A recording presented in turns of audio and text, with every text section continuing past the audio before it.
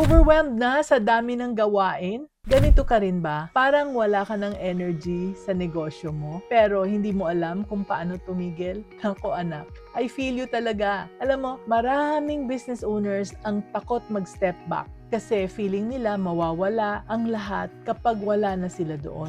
Now let me tell you about Mina, who runs a bills payment services with her husband.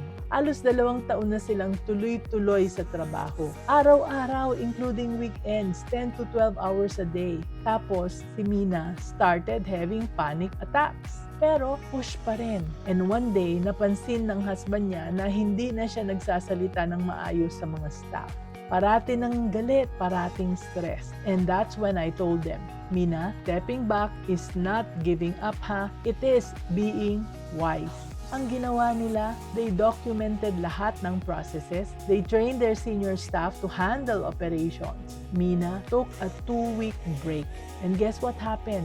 Kahit nawala siya for 2 weeks, tuloy pa rin ang negosyo. Buhay na buhay pa rin ito. In fact, mas organized pa nga yung operations nila. Yung staff nila naging mas independent at confident. Kaya anak, ito yung lesson. Sometimes, the best thing you can do for your business is to just step away. Burnout is not just exhaustion.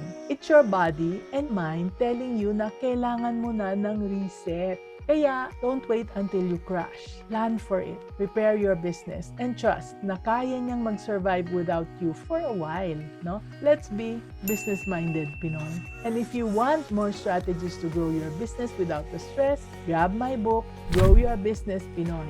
Link is in the comments.